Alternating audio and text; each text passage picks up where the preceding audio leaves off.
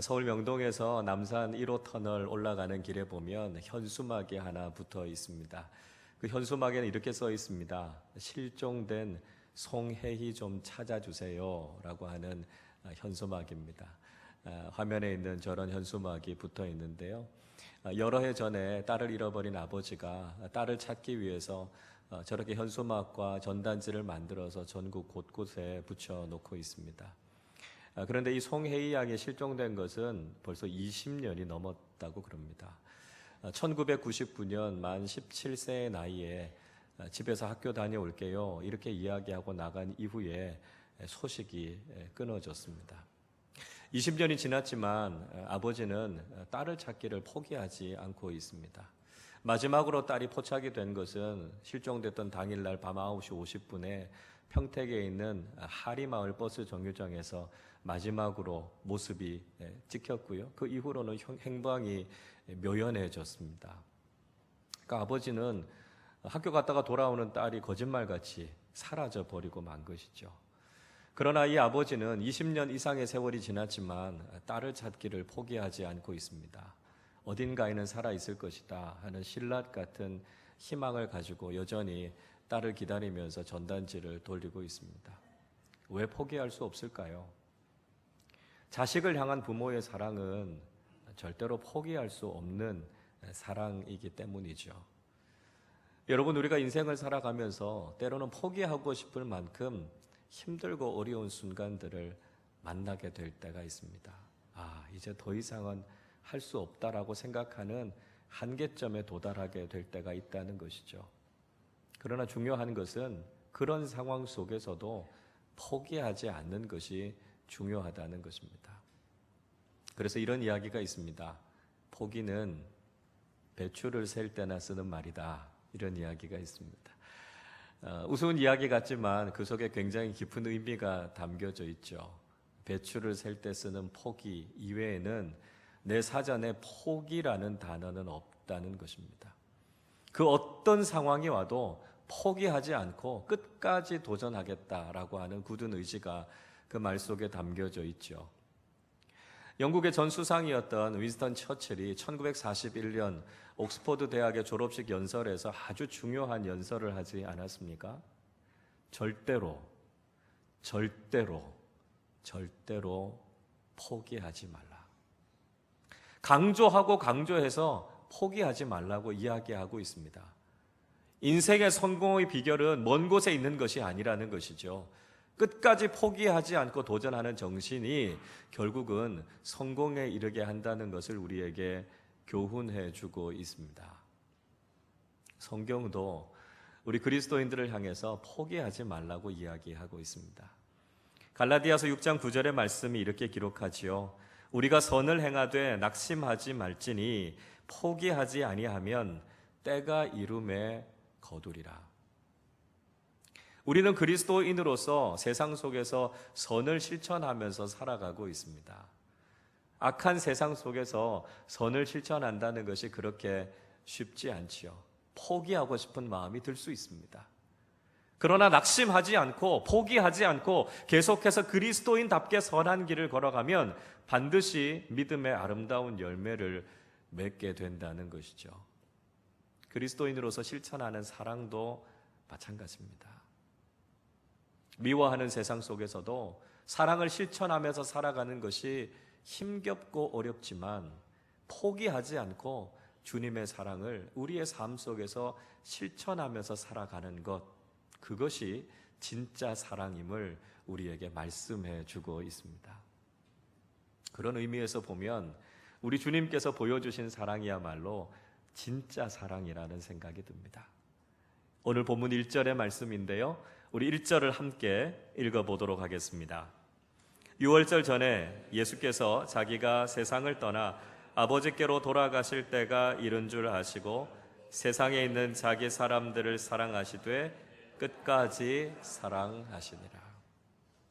전 이 말씀이 참 좋습니다. 이 말씀이 있어서 우리가 구원을 받은 것이고요. 이 말씀이 있기 때문에 우리가 하나님의 자녀가 되어서 이렇게 예배 드리고 있는 것 아닙니까? 그 어떤 상황 속에서도 주님께서 포기하지 않으시고 끝까지 우리를 사랑하시는 그 사랑이 있었기 때문에 우리가 구원받을 수 있었습니다. 예수님의 그 사랑이 진짜라고 하는 것, 오늘 예수님께서 이 말씀을 언제 하신 것인가 하는 그 시점을 보면 우리는 좀 더 분명하게 알 수 있습니다. 1절 말씀을 다시 한번 보시면 이렇게 말씀하지요. 예수께서 자기가 세상을 떠나 아버지께로 돌아가실 때가 이른 줄 아시고 말씀합니다. 이제 예수님께서 십자가의 죽음을 앞두고 있으십니다. 죽기 전에, 제자들을 떠나기 전에 지금 마지막으로 남겨주신 사랑이 주님의 사랑이라는 것이죠. 3절도 같은 말씀하고 있지 않습니까? 저녁 먹는 중 예수는 아버지께서 모든 것을 자기 손에 맡기신 것과 또 자기가 하나님께로부터 오셨다가 하나님께로 돌아가실 것을 아시고 말씀하고 있습니다. 예수님께서는 돌아가실 것을 아시고 마치 유언과도 같은 말씀을 제자들에게 남기고 계신 것입니다. 여러분, 사람은 죽을 때가 되면 진실해지는 법입니다.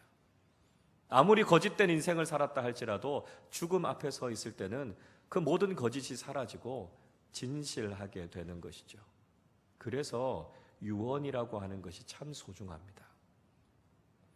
미국 뉴욕의 한 코미디언이 죽기 전에 이런 유언을 남겼다고 합니다. 내가 죽고 난 후 나의 시체를 대학의 해부용 실험 대상으로 기증하겠습니다. 특별히 대학 중에서도 꼭 하버드 대학으로 보내주시기를 바랍니다. 왜냐하면 이것이 제 부모님의 소원을 풀어드릴 수 있는 유일한 방법이기 때문입니다. 저의 부모님의 평생 소원은 제가 하버드 대학에 입학하는 것인데 제가 하버드 대학에 들어갈 수 있는 길은 이 길밖에 없습니다. 이렇게 유언을 남겼다는 겁니다. 참 죽을 때까지 사람을 웃기는 이 투철한 직업 정신 참 못 말리죠. 그런데 이 코미디언이 마지막에 이런 말을 덧붙였다고 합니다. 그렇지만 죽음은 역시 고통스럽습니다.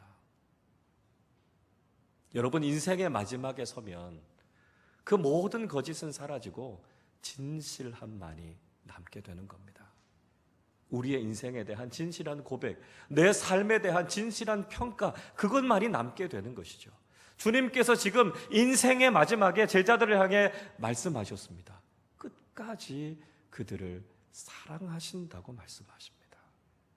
주님께서 마지막으로 남겨주신 이 말씀이 결코 부인할 수 없는 진실임을 우리는 분명하게 알게 되는 것이죠.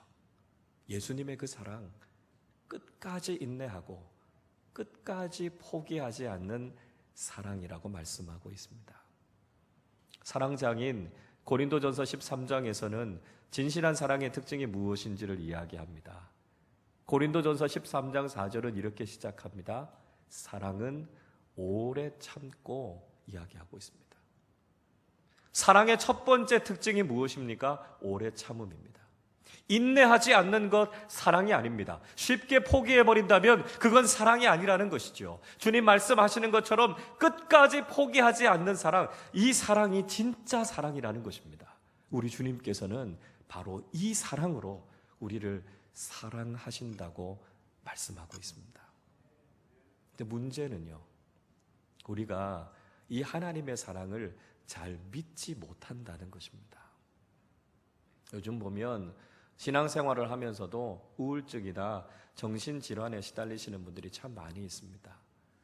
안타까운 마음으로 이분들을 뵙고 여러 가지 이야기들을 나누는데요, 공통적으로 이분들로부터 듣게 되는 이야기가 있습니다.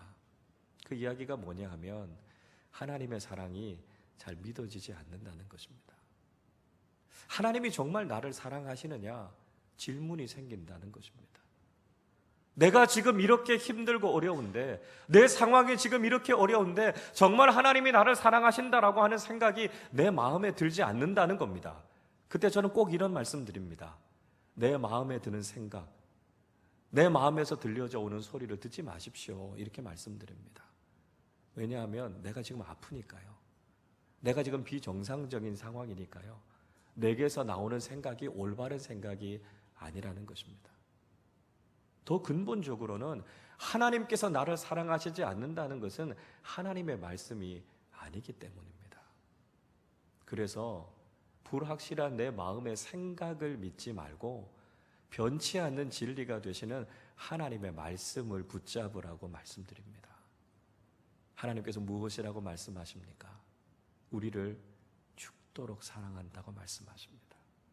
끝까지 포기하지 않고 우리를 사랑하시는 사랑이 주님의 사랑이라고 말씀하고 있습니다. 여러분, 주님께서 우리를 그렇게 사랑하신다는 사실을 잊지 마시기를 바랍니다. 우리가 아무리 힘들고 어려운 인생을 살아갈지라도 끝까지 나를 포기하지 않으시는 주님의 사랑이 있음을 믿고 나아갈 때 우리가 믿음 안에서 승리하는 삶을 살게 될 줄로 믿습니다. 끝까지 포기하지 않는 주님의 사랑, 어떤 사랑일까요? 먼저는 예수님의 사랑은 낮아져도 포기하지 않는 사랑이라고 말씀하고 있습니다. 4절 말씀 우리 같이 한번 읽어보겠습니다.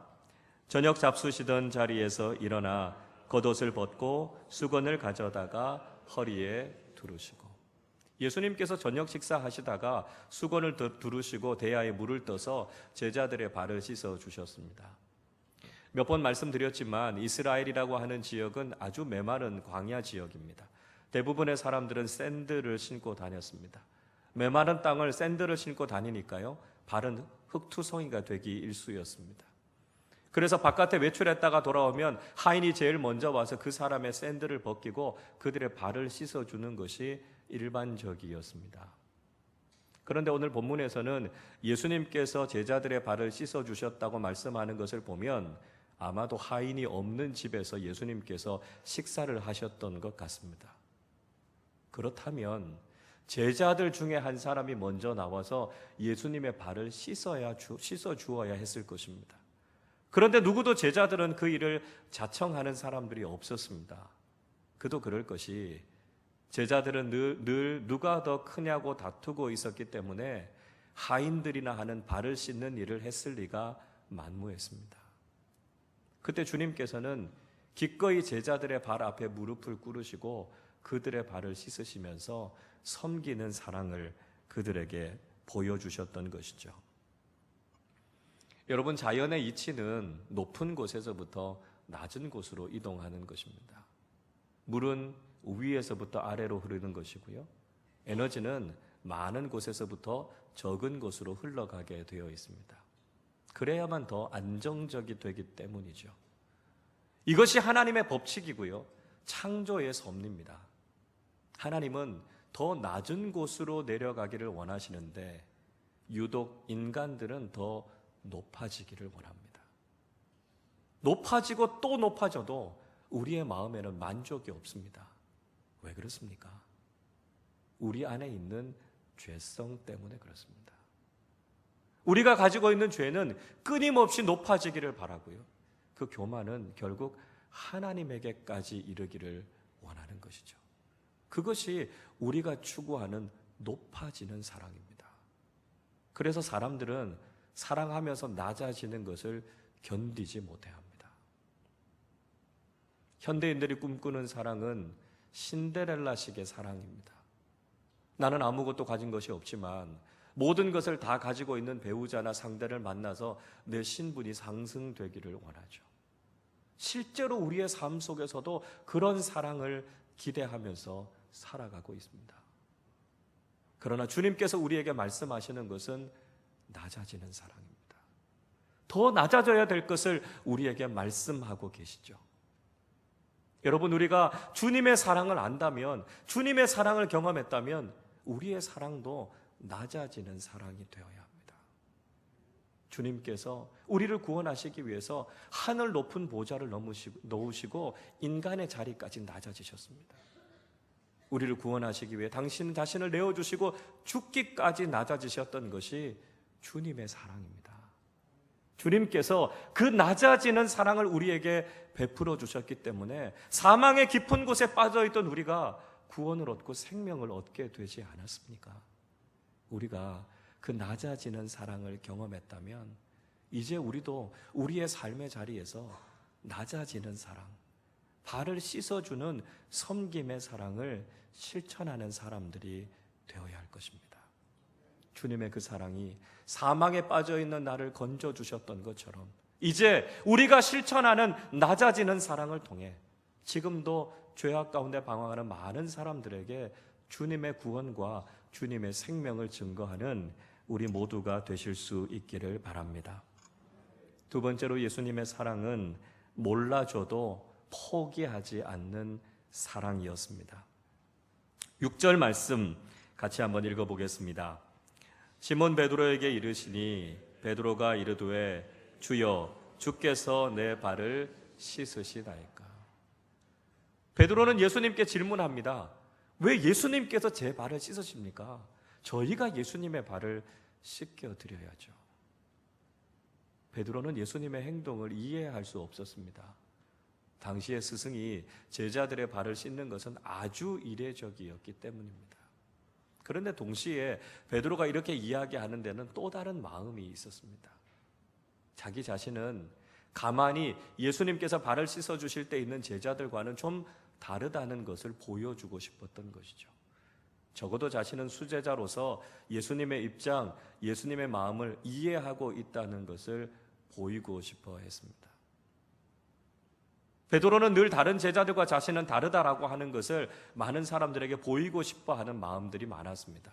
그래서 예수님께서 주님이 잡히실 때 제자들이 다 떠나버릴 것이라고 말씀하셨을 때 베드로는 마태복음 26장 33절에서 이렇게 장담하지 않았습니까?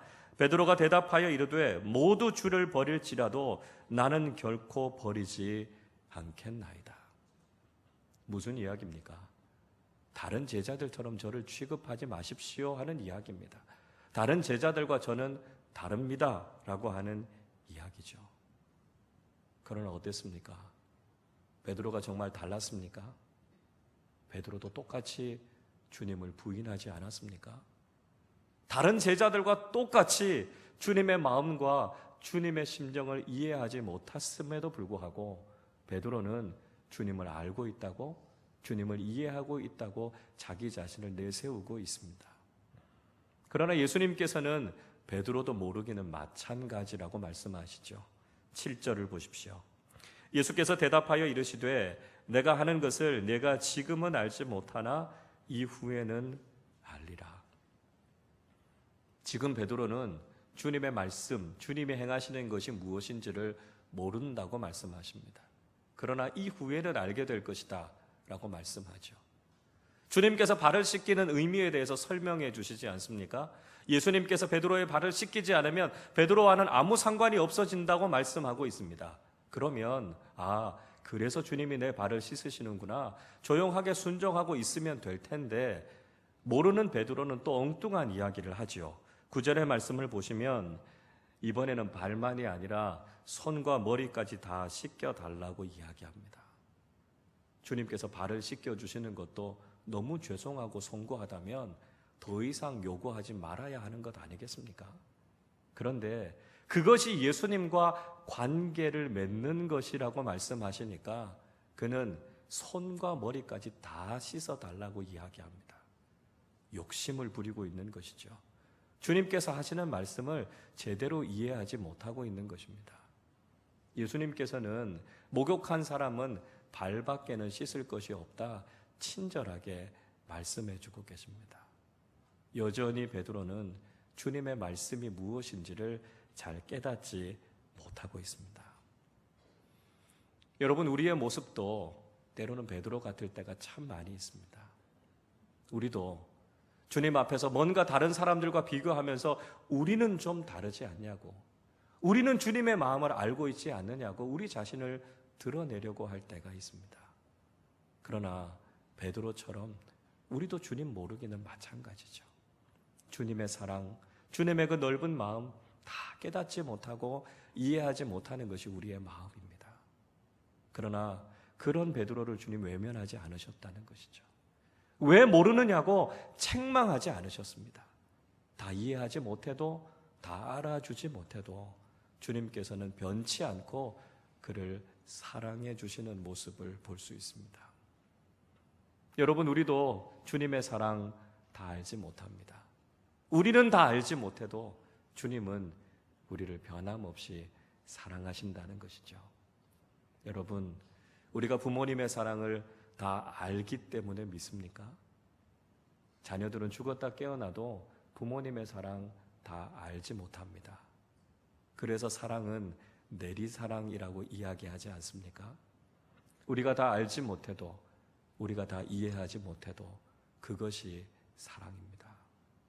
주님의 말씀, 주님께서 우리에게 하신 모든 것들, 우리가 다 깨달아야만 믿는 것이 아니라 우리는 알지 못하지만, 우리는 다 이해하지 못하지만 변함없이 우리를 사랑하시는 주님의 사랑이 있다는 사실을 잊지 마시기를 바랍니다. 주님의 그 깊은 사랑이 우리를 구원했고, 주님의 그 변치 않는 사랑이 우리에게 있음을 굳게 믿고 날마다 주님의 깊은 사랑을 경험하는 우리 모두가 되실 수 있기를 바랍니다. 세 번째로 예수님의 사랑은 배반해도 포기하지 않는 사랑입니다. 11절 말씀 우리 같이 한번 읽어보겠습니다. 이는 자기를 팔 자가 누구인지 아심이라.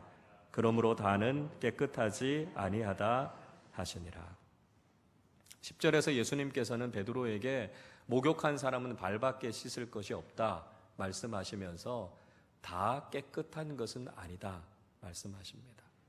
이 말씀은 제자들 중에 누군가가 예수님을 배반할 사람이 있다는 것을 암시하고 계십니다. 주님께서는 자신을 팔 자가 누구인지 알고 계셨다 이렇게 말씀하고 있습니다. 가룟 유다가 예수님을 팔아 넘겼을 때 예수님은 어떻게 네가 나를 팔아 넘길 수 있느냐고 놀라거나 화를 내지 않으셨습니다. 오늘 이전의 말씀 속에서 마귀가 이미 가룟 유다의 마음에 예수님을 팔려고 하는 생각을 넣었다라고 하는 것을 말씀하고 있습니다. 그걸 예수님께서 이미 알고 계셨습니다. 예수님께서 그것을 다 알고 계셨음에도 불구하고 예수님은 가룟 유다와 함께 식사하셨고 그의 발을 씻겨주셨습니다. 예수님이니까 당연하지 않습니까? 여러분 그렇게 말씀하지 마십시오. 예수님도 우리와 똑같은 인간의 몸을 입고 이 땅에 오셨습니다. 우리가 느끼는 모든 느낌, 감정, 모든 것들을 그대로 느끼시는 분이 바로 인간의 몸을 입고 이 땅에 오신 예수님이셨습니다. 그러나 예수님은 인간적인 생각에 의존하셨던 것이 아니라 하나님의 마음을 가지고 자신을 배반하는 그 제자까지도 온전히 사랑해 주셨던 것이죠. 그 넓은 사랑으로 예수님께서 가룟 유다를 품어주셨고 그의 발을 정성껏 씻어주셨던 것을 볼 수 있습니다. 저는 오늘 본문의 말씀을 묵상하면서 이런 질문이 하나 생겼습니다. 예수님께서 누구의 발을 가장 먼저 씻어주셨을까 하는 질문이었습니다. 베드로는 분명히 아닌 것 같습니다. 왜냐하면 5절, 6절의 말씀을 읽어보면 예수님께서 제자들의 발을 씻기시다가 베드로에게 이르렀다 이렇게 말씀하고 있는 것을 보면 베드로의 발을 제일 먼저 씻기신 것은 아닌 것 같습니다. 베드로가 예수님의 수제자였고 으뜸이 되고자 하는 자는 섬겨야 한다는 주님의 말씀을 염두에 두자면 아마도 예수님께서 베드로의 발을 제일 마지막에 씻기시지 않았을까 생각이 됩니다. 여러분 그렇다면 예수님께서 누구의 발을 가장 먼저 씻기셨을까요? 제 추측입니다만 저는 주님께서 가룟 유다의 발을 가장 먼저 씻기셨을 것이라고 생각합니다. 비록 자신을 배반하고 팔아넘길 제자지만 원수까지도 사랑하라는 주님의 말씀 그대로 주님께서는 기꺼이 가룟 유다에게 먼저 오셔서 그의 발을 씻어주셨을 것입니다. 주님께서는 하기 싫은 일을 억지로 하신 것이 아닙니다. 그 일을 뒤로 미루어 놓고 하고 싶지 않은데 그 일을 하신 것이 아닙니다. 주님께서 말씀하신 그 사랑을 실천하시기 위해서 주님께서는 가장 먼저 자신을 배반할 제자를 향한 주님의 사랑을 보여주신 것이죠. 그리고 그 죄를 깨닫고 돌아서기를 원하는 간절한 마음으로 가룟 유다의 발 앞에 무릎을 꿇고 그의 발을 씻어주시는 주님의 모습을 우리는 기억하게 됩니다. 여러분, 이 사랑을 가룟 유다에게만 베풀어 주셨을까요? 그것이 아니지 않습니까? 우리를 향해서도 주님께서 이 사랑 베풀어 주시지 않으셨습니까? 로마서 5장 8절은 이렇게 말씀하고 있습니다. 우리가 아직 죄인 되었을 때에 그리스도께서 우리를 위하여 죽으심으로 하나님께서 우리에 대한 자기의 사랑을 확증하셨느니라. 주님께서 언제 우리를 사랑하셨다고 말씀합니까? 우리가 죄인이었을 때요. 죄인이라고 하는 것은 하나님과 원수됐다는 것입니다. 하나님을 사랑하지 않고 여전히 하나님을 미워하고 있을 바로 그때 주님께서 우리를 위해 십자가에 달려 죽으심으로 하나님의 사랑이 진짜임을 보여주셨습니다. 주님께서 이 넓은 사랑을 우리에게 베풀어 주시지 않으셨다면 죄인인 우리, 원수된 우리는 절대로 구원받을 수 없습니다. 가룟 유다와 같이 주님을 떠나 주님과 원수된 우리를 하나님께서 사랑해 주셔서 독생자 예수 그리스도를 보내주셨기에 우리가 주님의 그 사랑으로 구원받은 하나님의 자녀가 될 수 있었습니다. 그 놀라운 사랑을 경험한 우리를 향해 주님께서는 이제 그 사랑을 실천하며 살아갈 것을 말씀하고 계시죠. 누가복음 6장 27절과 28절은 이렇게 말씀합니다. 그러나 너희 듣는 자에게 내가 이르노니 너희 원수를 사랑하며 너희를 미워하는 자를 선대하며 너희를 저주하는 자를 위하여 축복하며 너희를 모욕하는 자를 위하여 기도하라. 주님 말씀하시는 사랑이 참 무겁고 힘겹습니다. 그러나 여러분, 주님께서 우리에게 베풀어 주신 그 넓은 사랑을 다시 한번 기억하시기를 바랍니다. 주님께서 우리를 그렇게 사랑해 주셨다면, 우리가 주님의 그 넓은 사랑을 경험했다면 이제 우리도 세상 가운데 나아가 사랑하기 어려운 사람들을 사랑하고 우리를 미워하는 사람들을 향해서도 그리스도의 사랑과 복음을 증거하는 삶을 살아야 하지 않겠습니까? 나를 살리신 그 놀라운 사랑, 그 넓은 사랑을 우리의 삶 속에 실천하며 나아갈 때 우리는 세상 속에서 더 풍성해지는 하나님의 사랑을 경험하게 될 줄로 믿습니다. 여러분, 오늘 그 놀라운 사랑이 바로 여기에 있습니다. 주님께서 우리를 그렇게 사랑해 주셨고 끝까지 포기하지 않는 사랑으로 사랑해 주셔서 우리는 하나님의 자녀가 되어 기쁨과 은혜 속에서 믿음의 삶을 살아가고 있습니다. 그리고 오늘 우리에게 바로 그 사랑으로 나아가기를 초청하고 계십니다. 낮아져도 포기하지 않는 사랑으로, 몰라져도 포기하지 않는 그 사랑으로, 배반해도 포기하지 않는 그 사랑으로 끝까지 사랑을 실천하며 살아가기를 원하십니다. 그래서 우리의 사랑이 더 낮아지고 우리의 사랑이 더 깊어지고 우리의 사랑이 더 넓어질 것을 말씀하고 계십니다. 사도 바울은 에베소서 3장 18절 19절에서 이렇게 말씀하고 있습니다. 능히 모든 성도와 함께 지식에 넘치는 그리스도의 사랑을 알고 그 너비와 길이와 높이와 깊이가 어떠함을 깨달아 하나님의 모든 충만하신 것으로 너희에게 충만하게 하시기를 구하노라. 우리 모두가 예수 그리스도께서 우리에게 베풀어 주신 그 사랑의 넓이, 깊이, 너비, 높이, 그 사랑에 이르기까지 사랑할 때 우리의 삶에 하나님의 사랑이 충만해질 줄로 믿습니다. 자기의 사람들을 끝까지 사랑하시는 주님의 그 사랑을 우리의 삶 속에 실천하며 살아갈 때 우리의 모든 삶의 자리들마다 주님의 사랑이 풍성하게 흘러 넘칠 줄로 믿습니다. 여러분, 우리는 구정 명절을 보내고 있습니다. 사랑하는 가족들, 친척들과 함께 오랜만에 함께 만나 그 사랑을 풍성하게 나누고 있습니다. 명절이 될 때마다 참 가슴이 아픈 것은 우리가 한 믿음 안에 있지 않기 때문에 그로 인해서 경험하게 되는 여러 가지 어려운 상황들이죠. 우리의 믿음이 서로 다르고 신앙생활을 함께 하지 않다 보니까 명절 때 함께 만나도 마음이 불편하고 여러 가지 어려운 명절을 보내게 될 때가 많습니다. 여러분, 힘들고 어려워도 포기할 수 없는 것은 사랑하는 우리의 가족이기 때문입니다. 주님께서 우리에게 베풀어 주신 그 사랑을 기억하며 반드시 사랑해야 하는 우리의 가족들, 우리의 친척들에게 끝까지 포기하지 않는 주님의 사랑을 나누고 증거하는 복된 명절이 되실 수 있기를 바랍니다. 주님께서 우리에게 베풀어 주셨던 그 사랑 다시 한번 우리의 마음속에 깊이 새기실 수 있기를 바랍니다. 유월절 전에 예수께서 자기가 세상을 떠나 아버지께로 돌아가실 때가 이룬 줄 아시고 세상에 있는 자기 사람들을 사랑하시되 끝까지 사랑하시니라. 기도하겠습니다. 교만한 저희들, 주님의 사랑을 깨닫지 못하는 저희들, 늘 주님의 사랑을 떠나는 저희들을 포기하지 않으시고 끝까지 사랑해 주시고 구원해 주신 하나님의 은혜에 감사를 드립니다. 주님의 그 놀라운 사랑이 있었기에 우리가 사망에서 생명으로 옮겨진 바 되었고 하나님의 자녀가 되어 주님 앞에 예배하고 있는 줄로 믿습니다.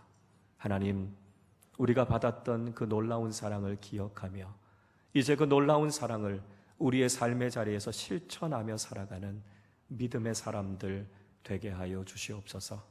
우리의 사랑이 더 낮아지게 하시고 우리의 사랑이 더 깊어지게 하시고 우리의 사랑이 더 넓어지게 하여 주셔서 주님의 사랑을 배우고 주님의 사랑을 실천하며 주님의 사랑으로 사랑하는 가족들과 우리의 이웃들과 세상을 살리는 사랑의 사람들 되게 하여 주시옵소서.